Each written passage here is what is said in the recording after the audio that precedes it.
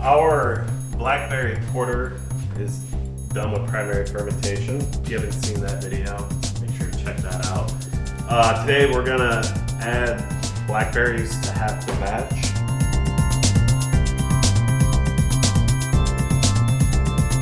We're gonna split the 5-gallon batch into a 2.5 gallon keg, and then the other half we're gonna add the blackberries to. We have 2.75 pounds of blackberries. We're gonna add that to about 2.5 gallons, so a little bit more than a pound per gallon. Everything I've read said between a pound and 2 per gallon for blackberries. So basically get 2 batches out of this. We can kind of compare the base porter recipe with the blackberry porter. We froze the berries. We picked these about a month ago. Added them to the freezer. I haven't done a whole lot of fruit brewing, so we're just gonna add them to a blender, blend them up. Might need to add a little boiled water that's cooled down, and everything has been sanitized as best as possible. Hit everything with Star San. These have been frozen, which should keep, if anything was growing on them, should have killed them. So trying to be as clean as possible. Hands are clean and sanitized, so we're just gonna add some berries. If I need to add some water, I will, but hopefully this works out. I'm gonna put on Snowflake. That seems appropriate. Couple stragglers. That was really good. So I'm just gonna hit go. So I'm gonna add a little bit of our water. Give it some pulses.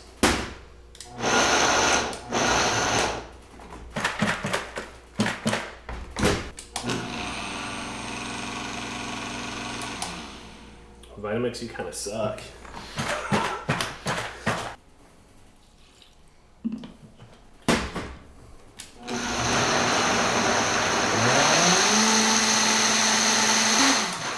You go real crazy with the shaking, maybe? Alright, so we should be plenty blended for what we're doing. The key to success I've learned over the years, but is to have a funnel that has a wide opening, because it's still pretty thick. So, and people are probably going to ask about the seeds and what's going to happen to them. I'm kind of hoping they sink to the bottom or float to the top, so we can leave them behind and rack it to a keg. But I don't brew a whole lot of fruit, so I'm not exactly sure what's going to happen. Alright, there's our blackberry slurry. Pretty good amount. Here is the porter we brewed. We brewed this at our buddy Jack's house up at Freak Mountain. And, oh my gosh, can you hold the fermenter? There we go, okay. I'm just gonna rack half of this onto the berries. We'll let this ferment again, and then we'll rack this to a keg. Probably leave it sit on there for 5 days, and then we'll rack it to a keg.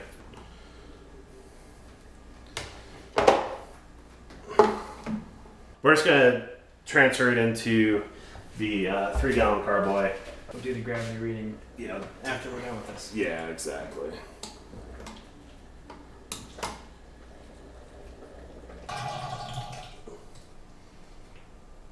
Should be good. So we'll let this sit for about 5 days. Rack it off into a keg, and we'll put this in the fermenter and start transferring into the keg with the regular beer. The keg's been cleaned with PBW, rinsed, and then it's been soaking with Star San. We're gonna take a final gravity reading.